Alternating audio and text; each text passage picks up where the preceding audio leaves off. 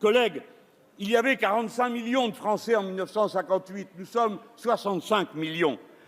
On vivait à l'époque jusqu'à 69 ans, on vit jusqu'à 82. On vit dans un pays qui autrefois avait 50 à 55% de sa population en milieu urbain. 80% vit en milieu urbain. Il y avait 10% de bacheliers. 78% de la population est bachelière aujourd'hui, a été instruite grâce aux efforts que la patrie a faits pour élever le niveau de connaissance de tous ses enfants.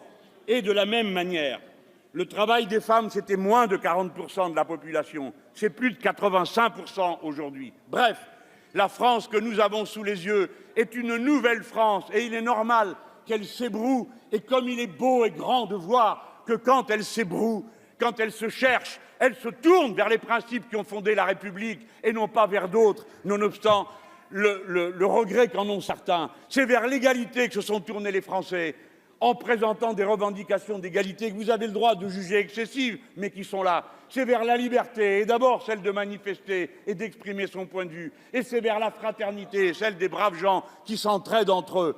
Il est grand et beau ce moment de l'histoire de la patrie. Et la réponse qui consistera à croire que 5 mesures vont y mettre un terme est une erreur.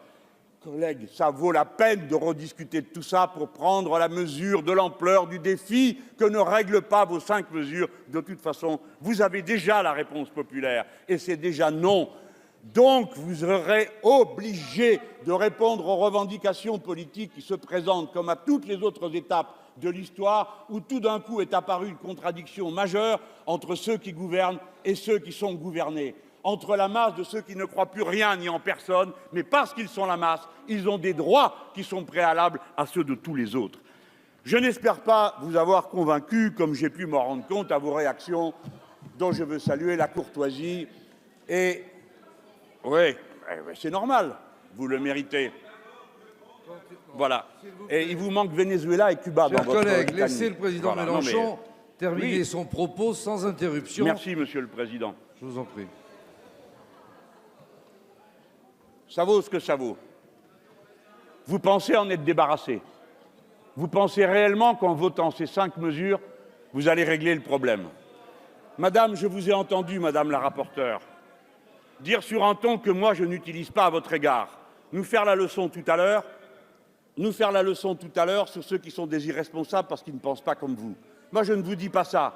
Je dis, il y a une situation politique et dans cette situation, chacun choisit son camp. Vous avez choisi le vôtre, vous l'avez payé pour ça, eh bien, je vous dis, vous serez perdant et d'ici peu.